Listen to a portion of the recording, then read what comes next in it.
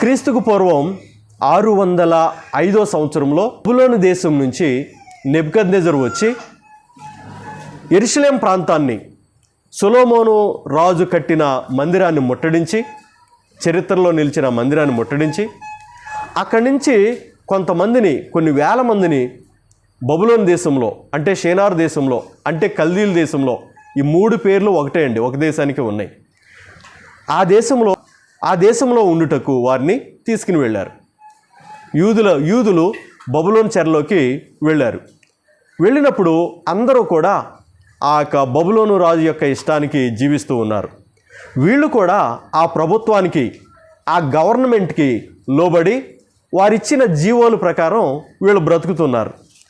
వీళ్ళు ఎలాగా వాళ్ళు ఇచ్చిన జీవో ప్రకారం బ్రతుకుతున్నారంటే, కిందకి వెళితే వారి విద్యను బబులోను రాజు మార్చేశాడు, వారి పేర్లను మార్చేసి బబులోను రాజు యొక్క దేవతల పేరు మీద వాళ్ళ పేర్లు, వారి జీవన శైలి, వారి ఆహారం కూడా, మీరు మా దేశంలోకి వచ్చారు కనుక మా దేశ ప్రకారం మీరు జీవించాలని చెప్పి ఇక్కడ ఆ బబులోను రాజు నపుంసకుల అధిపతి అనే ఒక అధిపతికి చెప్పి, యూదుల్లో నుంచి వచ్చిన కొంతమందిని కూడా వాళ్ళు ఎలా ఉండాలంటే లోపము లేని సౌందర్యం కలిగిన వారై ఉండాలి.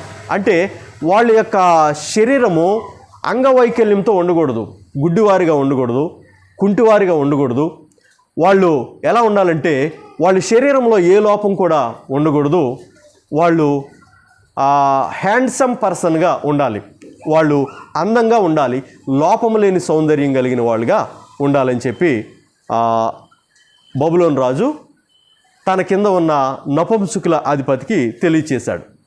తర్వాత వాళ్ళు ఎలా ఉండాలంటే సకల విద్యా ప్రవీణతయు జ్ఞానమును కలిగి అన్ని విద్యల్లో నిపుణులై ఉండాలి. వాళ్ళు ప్రవీణత, అన్ని విద్యలు వాళ్ళకు వచ్చి ఉండాలి, అందులో ఆరితేరిన వాళ్ళై ఉండాలి, వాళ్ళు టాలెంటెడ్ అయి ఉండాలి అని అన్నాడు. తర్వాత తత్వజ్ఞానం తెలిసిన వారై రాజనగరునందు నిలువదగిన కొందరు బాలులను రప్పించి కల్దీల విద్యను, భాషను, అంటే బబులోను మన దేశం యొక్క విద్యలు, మన దేశం యొక్క లాంగ్వేజ్ని వారికి నేర్పించు అని అన్నారు.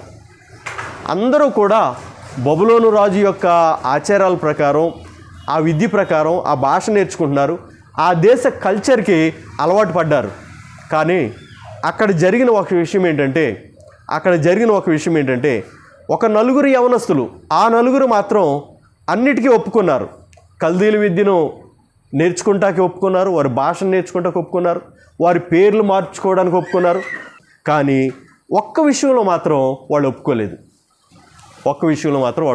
ఏమిటంటే అన్నీ ఓకే, రాజుగారు చెప్పిన అన్నీ కూడా మేము నెరవేరుస్తాం, కానీ ఒకే ఒక విషయం ఏంటంటే రాజు భుజించే భోజనం మాత్రం మేము తినం. రాజు తినే ఆహారాన్ని మాత్రం మేము తినం. ఇది ఎక్కడ కోరికండి, ఇది ఎక్కడ ఆలోచన అండి?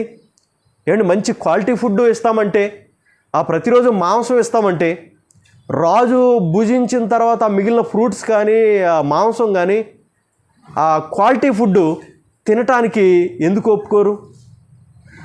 ఇది ఎక్కడ బాధాకరమైన విషయం అండి. ఇంకా రాజ్యంలో కొంతమంది ఉన్న సభ్యుల్ని, పౌరుల్ని, వాళ్ళని తీసుకొచ్చి ఆ రాజు దగ్గర పెడితే వాటికి ఒప్పుకుంటారు, వాటికి అంగీకరిస్తారండి. కానీ వీళ్ళు ఏమంటున్నారంటే రాజు భుజించే భోజనం మాకొద్దు, క్వాలిటీ ఫుడ్డే, హెల్తీ ఫుడ్డే, ఆ ఫుడ్ తింటే మా ముఖాలు ప్రకాశిస్తాయి, శారీరకంగా పుష్టిగా ఉంటాం, మేము అనారోగ్యం లేకుండా ఉంటాం కానీ అయితే ఆ ఆహారం మాకు వద్దు అని చెప్పి మాట్లాడుతున్నారు.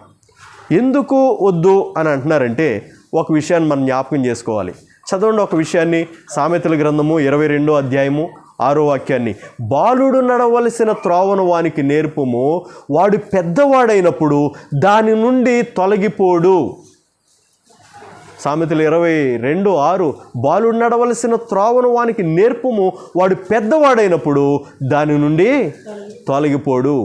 యెరూషలేములో ఉంటుండగా, యూదారాజ్యంలో ఉంటుండగా షద్రకు, మెషకు, అబేద్నెగో వారి యొక్క తల్లిదండ్రులు వాళ్ళకి ఏమి నేర్పారంటే దైవ మార్గాలు నేర్పారు. మనల్ని పుట్టించిన సృష్టికర్త ఈయన, మనల్ని పుట్టించింది ఈయన, మనల్ని రూపించింది ఈయన.